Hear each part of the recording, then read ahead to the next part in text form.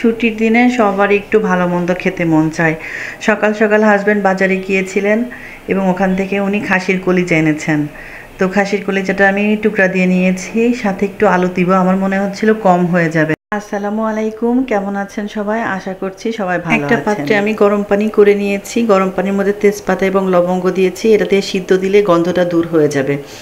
এবার একটু পানির মধ্যে দিয়ে রাখলাম কুকিং প্রসেসটা বন্ধ করার জন্য, সেকে উঠিয়ে নিব।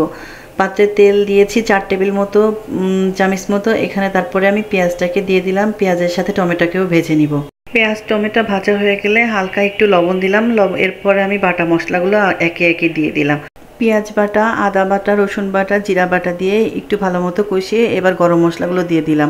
গরম মশলা দেওয়ার পরে আরও অনেকক্ষণ ধরে কষাতে হবে। আসলে মূলত টেস্টটা ডিপেন্ড করে কষানোর উপর।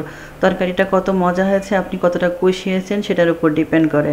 আমি অফ ক্যামেরাতে আরও 2-1 বার পানি দিয়ে কষিয়ে নিয়েছি। এবার গুঁড়া মশলাগুলো দিয়ে দিলাম। রান্না করতে করতে বারবার মাথার মধ্যে আসছে বেলি রোডে সেই অগ্নিকাণ্ডটার কথা। ভিডিও ফুটেজগুলো দেখে মনটা এত খারাপ লাগছিল।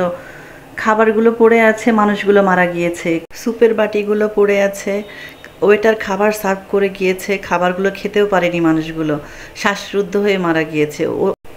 আসলে এরকম মৃত্যু আমাদের কারোরই কাম্য নয়।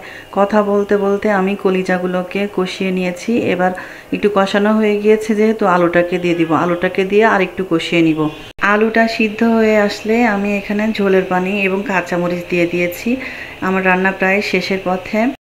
আপনারা সবাই ভালো থাকবেন, সাবধানে থাকবেন আর আমাদের জন্য বেশি বেশি দোয়া করবেন। টাটা।